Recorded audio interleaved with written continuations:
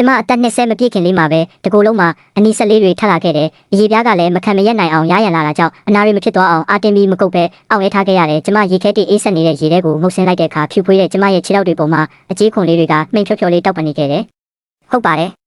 ကျမကလူသားတယောက်မဟုတ်ဘူး။ကျမတို့ရွာကဘယ်မိမလူသားမဟုတ်ကြဘူး။ကျမတို့ကငွေမိမတွေရဲ့မျိုးနွယ်စုပါ။ဒီမှာမိုးရဲ့မိန်းကလေးတွေကလှပတဲ့မျက်နှာနဲ့ငွေခန္ဓာကိုယ်ကိုပိုင်ဆိုင်ထားကြတဲ့အသက်ရှင်ဖို့အတွက်အနှစ်20ပြည့်တိုင်းရွာကိုပြန်ပြီးအရေးခွန်လဲကြရတယ်။အရေးခွန်လဲပြီးသွားရင်ငွေမိမတွေကအရင်ကထပ်ပိုပြီးလှပလာကြတာပေါ့။ဒီထူးခြားတဲ့အရေးခွန်လဲခြင်းတလေးရဲ့အဓိကတော့ချက်ကတော့ငွေနဲ့ဖျားမထံမှာရစ်ပူဇော်ဖို့ပါပဲ။အဲ့ဒီရစ်ကတော့အလွန်အမင်းရုပ်မှာကောက်ချစ်တဲ့သူရဲ့နှလုံးသားတစ်ခုပဲဖြစ်ရမယ်။ဒါကြောင့်လဲကျမဟာတာမန်မိန်းကလေးတယောက်လိုဟန်ဆောင်ပြီးနှစ်ပေါင်းများစွာဘားတွေကလပ်တွေကိုတွားခဲ့တဲ့ရီစားပေါင်း18ယောက်ထားခဲ့ဘူးတဲ့။အဲ့ဒီထဲမှာဟန်ဆောင်ကောင်းတဲ့ပညာတတ်တွေလောဘကြီးတဲ့ကုန်တယ်တွေပါခဲ့ပေမဲ့ဘယ်သူမှကျမလိုချင်တဲ့အထိမယုံမှခဲ့ကြဘူးသူတို့ရဲ့မကောင်းမှုကအတ္တကြီးုံလောက်ပဲရှိပြီးလူမဆန်တဲ့အဆင့်ထိမရောက်ခဲ့ကြဘူးဒါပေမဲ့တနေ့မှာတော့ရန်ရှုရဲ့တပ်ပုံကိုဒေးတင်ကတစ်ခုမှတွေ့လိုက်ရတယ်အသက်16နှစ်အားကစားကျောင်းသားအဖြူရောင်တီရှပ်လေးနဲ့ဘတ်စကတ်ဘောကွင်းထဲမှာချွေးတုပ်နေတဲ့သူ့ရဲ့ပုံကအရန်ကိုစင်ကြယ်လွန်းတဲ့အတစ်ကြလာတဲ့နှင်းပွင့်လေးတွေလိုပဲဒါပေမဲ့သူ့ရဲ့နဖူးအလဲတက်တဲ့မှာနန်းစေးလောက်ရှိတဲ့အနီရောင်မဲ့ဆက်လေးတစ်ခုရှိနေတယ်အဲ့ဒါကတော့ကန်ဆိုချင်းရဲ့အမတ်သားပဲတွေးနဲ့နဲ့မွေးတကောင်လိုပဲကျမသူ့စီစာပို့လိုက်တယ်မျောလင့်ထားတဲ့အတိုင်းသူချက်ချင်းပြန်ထူတယ်ကျမအနက်ရောင်ကျိုးတကိုစားဂါဝင်လေးဝတ်ပြီးဆွဲဆောင်မှုရှိအောင်ပြင်ဆင်သွားခဲ့တဲ့ရုပ်ရှင်ရုံထဲမှာဆက်ရှိန်တက်နေတဲ့အချိန်ကျမလက်ကိုသူ့ပေါင်ပေါ်အမတ်မထင်တင်လိုက်တဲ့သူ့အကြည့်တွေကချက်ချင်းဆိုသလိုရမတ်ဇောတွေနဲ့တောက်လောင်လာတယ်ကျမတို့ရုပ်ရှင်ရုံနောက်ဆုံးနှမ်းမှာနမ်းခဲ့ကြတယ်မှောင်မဲနေတဲ့အထက်မှာသူ့ရဲ့အသက်ရှူတန်တွေကပူလောင်နေခဲ့တယ်သူ့ကိုဟိုတယ်ကိုခေါ်သွားတဲ့အခါသူကအမှားလုံးမိတဲ့ကလေးတယောက်လိုအရန်တုံလုံးနေပြီးရေခွက်ကိုတော့မှောက်ခဲ့သေးတယ်ကျမကိုအမတ်လို့ခေါ်ပြီးဘာမှမသိတဲ့လူရိုးလေးလိုဟန်ဆောင်နေတာဒါပေမဲ့အဲ့ဒီအရေးခွန်အောက်မှာမိစ္ဆာတကောင်ပုံနေမှန်းကျမသိတယ်ကျမလည်းရိုးသားတဲ့မိန်းကလေးတယောက်လို9ရက်တိုင်တိုင်တရုပ်ဆောင်ခဲ့ပေမဲ့သူကတော့အပြစ်ဆိုစရာမရှိအောင်ကောင်းနေတော့မဲ့နောက်ဆုံးတော့ကျမစိတ်မရှိတော့ဘူးသူ့ဝိုင်ခွက်ထဲမှာတခုခုထည့်တိုက်လိုက်တဲ့သူရေချိုးခန်းထဲကိုပြေးအပ်နေတဲ့အချိန်ကျမအိတ်ကိုဆွဲပြီးထွက်ဖို့လုပ်ခဲ့တယ်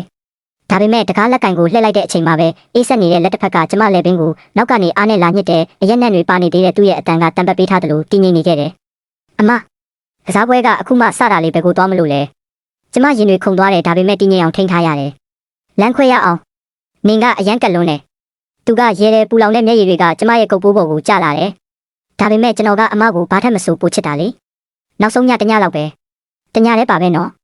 ်ကျမကဟန်ဆောင်ပြီးသဘောတူလိုက်တယ်သူပေးတဲ့နွားလို့ပူပူကိုတောက်လိုက်ပြီးသူပါဆက်လို့မလဲဆိုတာစောင့်ကြည့်နေခဲ့တယ်ပြန်လို့လာတဲ့အခါကျမရဲ့လက်တွေခြေထောက်တွေကကြမ်းတမ်းတဲ့ကြိုးတွေနဲ့ချီနှောင်ခံထားရပြီးပါးစပ်မှာလည်းပိတ်စနဲ့စီးထားတာကြောင့်ကျမရဲ့ပျော်ရွှင်တဲ့အော်တန်တွေကအပြင်ကိုထွက်မလာခဲ့ဘူးပြတင်းပေါက်မရှိတဲ့ဗင်ကားတစ်စီးပေါ်မှာတောင်ပေါ်လမ်းအတိုင်းတုံခါနေအောင်မောင်းနေတာရန်ရှုကကျမနိုးလာတာကိုမြင်တော့ပါးစပ်ကပိတ်ဆက်ကိုဆွဲခွာလိုက်ပြီးကျမမျက်နှာကိုအေးအေးဆေးဆေးတုပ်ပေးတယ်ငါရဲ့ရီးစားအဖြစ်ငြိမ်ငြိမ်လေးနေရင်မကောင်းဘူးလားနင့်ကိုလူတယောက်ရဲ့မိန်းမဖြစ်စေချင်တာမဟုတ်ပါဘူးကျမကြောက်လန့်တကြားနဲ့ငိုတန်ပါယုံလေးပြောလိုက်တယ်တောင်းပန်ပါတယ်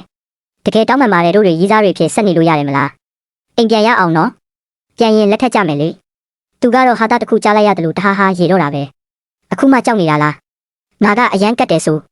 မကြခင်ငါနဲ့အပေါ်ဘလောက်ကောင်းလဲဆိုတာသိရတော့မှာပါရန်ရှုစီကနေထွက်နေတဲ့ထူးခြားတဲ့လူယုံမာနန့်ကိုရလိုက်တော့ကျမပိုက်ထဲကတကူကူနဲ့ဆာလောင်လာခဲ့တယ်ဘလောက်ကြာသွားလဲမသိဘူးကားကဝေးလံတဲ့ချိုင်ဝမ်တစ်ခုတည်းကရွာတရွာကိုရောက်သွားတယ်ရွာဝင်မှာမက်ရွာလိုရေးထားတဲ့ကြောက်တိုင်ကမှုတွေတက်ပြီးမထင်မရှားဖြစ်နေပြီးတနက်ကင်ထားတဲ့လူတချို့ကမိအိမ်တွေနဲ့ကျမကိုဝိုင်းကြည့်ကြတယ်ကျမကိုတရိတ်ဆန်တကောင်လိုအထက်အောက်ကြည့်ပြီးတော့ရှောင်းရမ်းဒီတခါတော့ပစ္စည်းကောင်းလေးပါလာတာပဲဟေးဦးလေးလျိုရဲ့သားအတွက်ကံကောင်းတာပဲကျမကိုကားပေါ်ကအတင်းဆွဲချတဲ့အခါရွာလေကတစ်ပင်အိုကြီးမှာတန်ချေချင်းတွေနဲ့ခြိထားတဲ့အမျိုးသမီး3ယောက်ကိုတွေ့လိုက်ရတယ်သူတို့ရဲ့ခြေချင်းဝတ်တွေကပုတ်တိုက်မိလွန်းလို့အရေပြားတွေလန့်ပြီးအယိုးတွေတောင်မြင်နေရပြီးသူတို့ရဲ့လက်ဘင်းမှာခွေးကော်လာတွေပတ်ထားတယ်သူတို့ရဲ့မျက်လုံးတွေကအသက်မဲ့နေတဲ့ရေအိုင်တွေလိုပဲကျမသူတို့ကိုကြည့်နေတာကိုတွေ့တော့လူကောင်ကြီးတယောက်ကသူ့ရဲ့ဝါချင်းကျင်သွားတွေကိုဖျက်ပြပြီးလှောင်ပြောင်တယ်